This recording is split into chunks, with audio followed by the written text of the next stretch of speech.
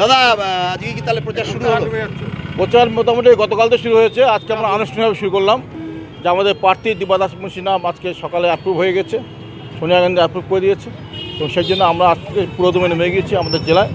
সর্বত্র কাজ হচ্ছে, ইসলামপুর থেকে একদম কালিয়াগঞ্জ অবধি সর্বত্র বিধানসভা কেন্দ্রগুলোর কাজ হচ্ছে, আমাদের প্রার্থীর পক্ষে প্রচার হচ্ছে।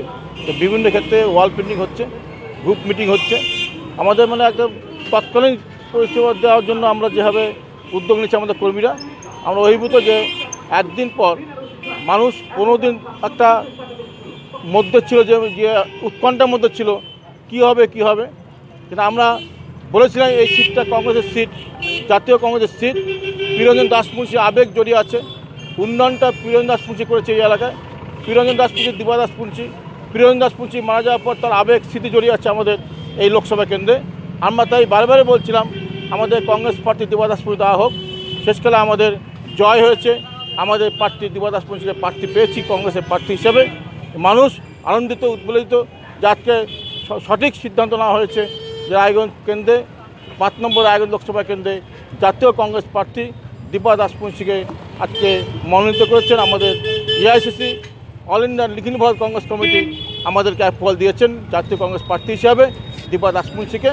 তাই মানুষ, প্রচণ্ড মানুষ সারা, বিশেষ করে যুব সমাজ এবং মা বোনেরা, মহিলারা যেভাবে এগিয়ে আসছে। আজকে আমাদের বিরাট মিটিং করলাম আমাদের জেলায় অফিসে। আমরা ভাবতে পারি এত মানুষ হবে, এত মহিলা আসবে।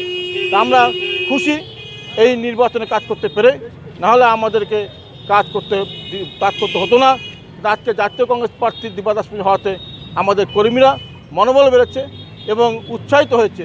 এবং সেই উৎসাহিত হওয়ার জন্য আমরা দেখতে পাচ্ছি জায়গায় জায়গায় বিভিন্নভাবে সভা সমিতি হচ্ছে এবং গ্রুপ মিটিং হচ্ছে, ওয়াল প্রিন্টিং হচ্ছে, সর্বত্র সোশ্যাল মিডিয়ার মাধ্যমে আমাদের প্রার্থীর প্রচার হচ্ছে। ফলাফল কীরকম হবে, কী হবে? ফলাফল বলতে পারি যে জাতীয় কংগ্রেসের সিট আমরা 100% আমরা জিতব। এই যে বামেদের সাথে যে জোট হলো না, এতে কি বাড়তি সুবিধা পাবে তৃণমূল বা বিজেপি, কি বলবেন? আমরা মনে করি যে 3টা দল দাঁড়িয়েছে।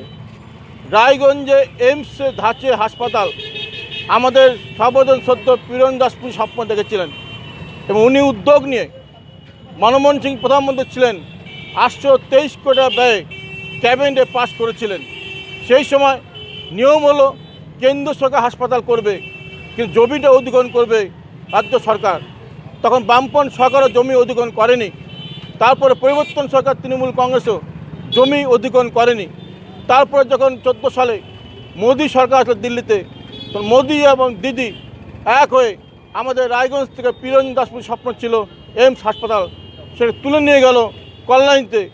এই যে বঞ্চনা, এই যে প্রিয়রঞ্জন দাস মুন্সির স্বপ্নটাকে বাস্তবে সার্থক হতে দিল না এই 3টি দল, বিজেপি, তৃণমূল এবং বামফ্রন্ট।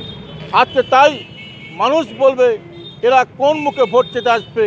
রায়গঞ্জের মতো জায়গায় এইমস হাসপাতাল করার ছিল আমাদের কল্পনা ছিল, প্রিয়রঞ্জন দাস স্বপ্ন ছিল, সেটাকে বানচাল করে দিচ্ছে 3টা দল। তাই মানুষ আজকে তার প্রশ্ন করবে আপনারা ভোট চাইতে আসছেন কেন। তাই আমরা মনে করি আমাদের প্রার্থী জয়ী হবে দীপা দাস মুন্সি। কেন্দ্রে কংগ্রেস সরকার আসবে রাহুল গান্ধীর নেতৃত্বে। আমরা আবার প্রিয়দার স্বপ্নকে সার্থক করার জন্য আবার আমরা দিল্লি দরবার করব আমাদের প্রার্থী দীপা দাস মুন্সিকে নিয়ে। এবং আমরা আশা করি রায়গঞ্জে আমরা এইমস হাসপাতাল আবার করতে পারবো এবং প্রিয়রঞ্জন দাস মুন্সির স্বপ্ন সার্থক করতে পারবো। কিছু কি কঠিন হবে না সমঝোতাটা ভেঙে যাওয়ার লড়াই? কোনো লড়াইটা ভালো হবে। আমরা চতুর্মুখী লড়াই করতে ভালোবাসি। চতুর্মুখী লড়াই করলে লড়াইটা আরও ভালো হবে এবং সমঝোতা না হতে আমরা খুশি হয়েছি। ঠিক আছে, ঠিক আছে।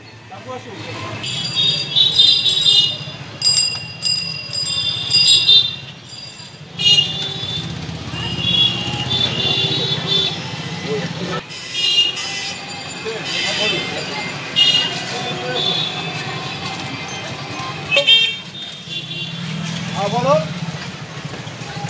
হ্যাঁ হ্যাঁ হ্যাঁ।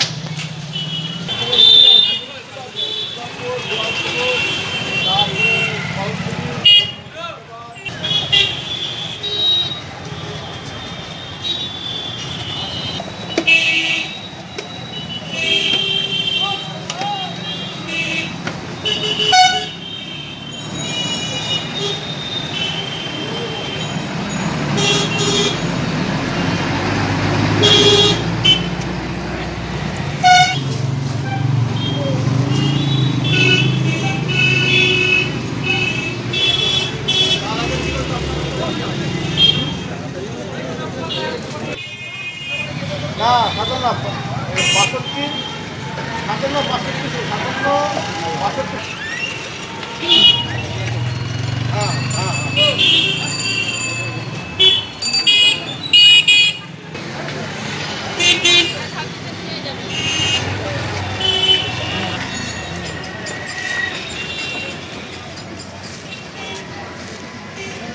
মোবাইলটা ঢুকবে হ্যাঁ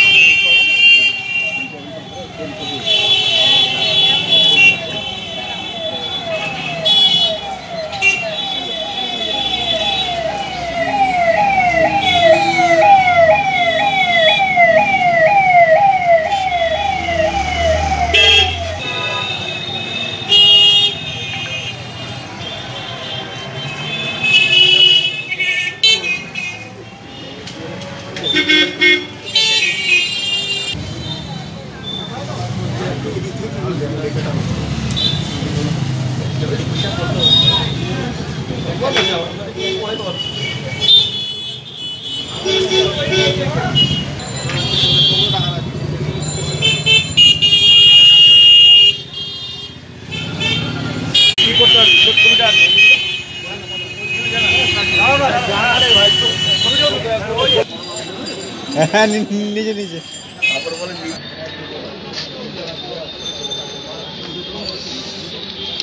আর কত লাগবে হয়ে গেল